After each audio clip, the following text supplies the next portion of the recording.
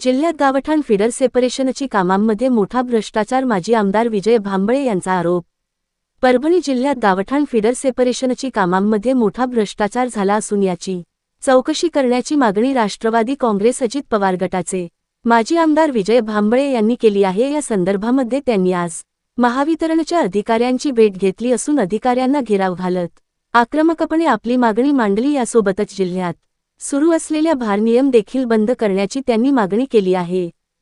जिंतूर शेलू तालुक्यासह परभणी जिल्ह्यात गेल्या 2 महिन्यापासून लोड शेडिंग प्रचंड या ठिकाणी वाढलेली आहे। संध्याकाळी 6 ते 10 या टायमामध्ये 3 फेज लाईट ग्रामीण भागात कुठंच नाही आणि सकाळी 5 ते 10 आणि ज्यावेळेस सगळ्या महिलांचा स्वयंपाक असतो, ज्यावेळेस शेतकरी, विद्यार्थी किंवा एखादी महिला ग्रामीण भागातून काम करू येते आणि जेव्हा घरात स्वयंपाक करायचा तर लाईट नसते।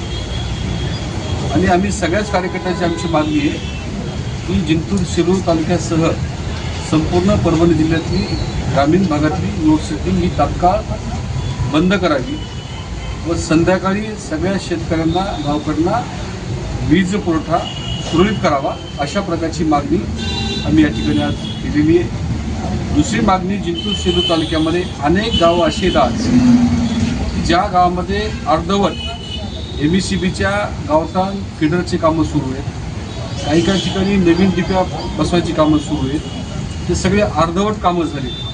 काही ठिकाणी केबल बसवलं नाही, काही ठिकाणी डिपीचं लिकेज झालं, कुठं पोल बरोबर उभा नाही केला, काही ठिकाणी मेंटेनन्स केलं पाहिजे, प्री मान्सून मेंटेनन्स, ज्याला आपण पावसाळ्याच्या अगोदर ज्याला प्री मान्सून मेंटेनन्स म्हणतात, ते सुद्धा कुठंच मेंटेनन्स झालं नाही। अशा अनेक मागण्या आम्ही सगळ्या कार्यकर्त्यांनी घेऊन या ठिकाणी ACंना आम्ही निवेदन दिलं। त्यांना मागणी केली की 8 ते 10 दिवसाच्या आत ही सगळी लोड शेडिंग शिथिल करावी। ज्या कॉन्ट्रॅक्टर लोकांनी मेंटेनन्सच्या नावावर बोगस बिलं उचलले, काही कॉन्ट्रॅक्टर लोकांना नवीन कामं दिले, गावठाण फीडरचं दिलं, नवीन ट्रान्सफॉर्मर बसवण्याचं दिलं, गावठाण वेगळं करण्याचे कामं दिले, ते सुद्धा सगळे बोगस कामं आपल्या जिल्ह्यामध्ये सुरू आहेत। या सगळ्या कामाची चौकशी करावी, अशा प्रकारची मागणी या ठिकाणी आम्ही केली। नवीन अधीक्षक अभियंता आले, त्यांनी आम्हाला वेळ मागितला, आम्ही त्यांना थोडा वेळ देऊ, पण आमच्या मागण्या या ठिकाणी मंजूर झाल्या पाहिजे।